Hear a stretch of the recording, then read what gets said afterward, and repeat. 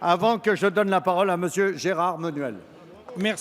Merci, Monsieur le Président.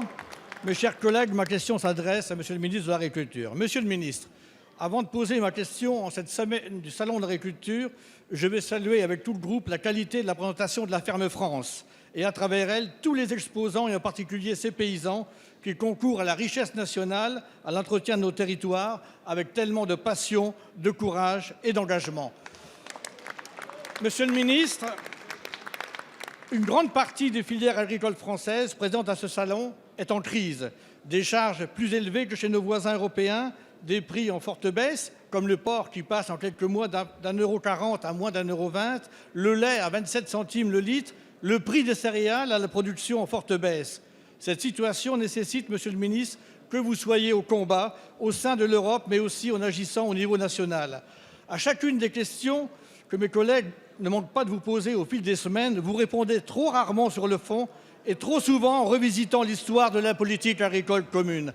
Répondez et agissez aux besoins présents, mettez en œuvre les conditions afin d'améliorer cette situation insoutenable et tournez-vous vers l'avenir.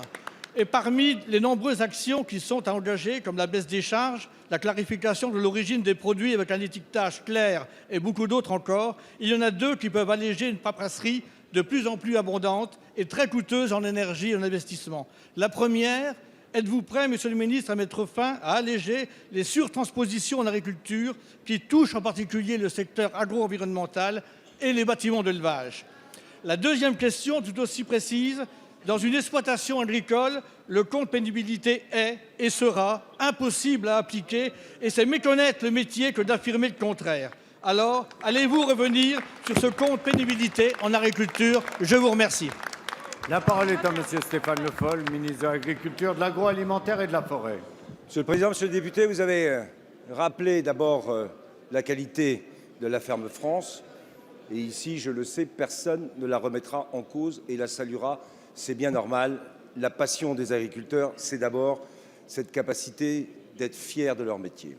Vous avez ensuite posé les questions habituelles pour savoir si j'étais mobilisé au niveau de l'Europe. Vous oubliez, Monsieur le député, de rappeler que si au mois de septembre, il y a eu un conseil extraordinaire et 500 millions d'euros débloqués, c'est à la demande de la France.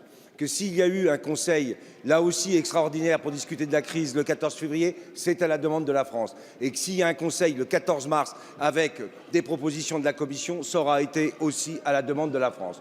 Vous avez rappelé, et à juste titre d'ailleurs, qu'on avait pris des mesures avec le Premier ministre de baisse de cotisations sociales sans précédent. Vous avez raison. J'ai entendu d'ailleurs ce matin un ancien président de la République qui semblait rappeler la TVA sociale. Je rappellerai qu'en arrivant 700 millions d'euros à peine de baisse de cotisations sociales, à la fin 2007, ça sera 3,2 milliards d'euros de baisse de cotisations sociales pour le secteur agricole. Quand vous parlez d'agir et d'action, voilà des chiffres clairs. De la même manière, sur le plan de soutien à l'élevage, vous oubliez ce qui a été mobilisé. Plus de 400 millions d'euros à la fois sur les aides, sur les allègements de charges, sur les MSA qui sont en œuvre et ces 25 000 dossiers qui ont été traités sur les 40 000 qui ont commencé à être traités depuis le mois d'octobre 2015. Là aussi, c'est de l'action.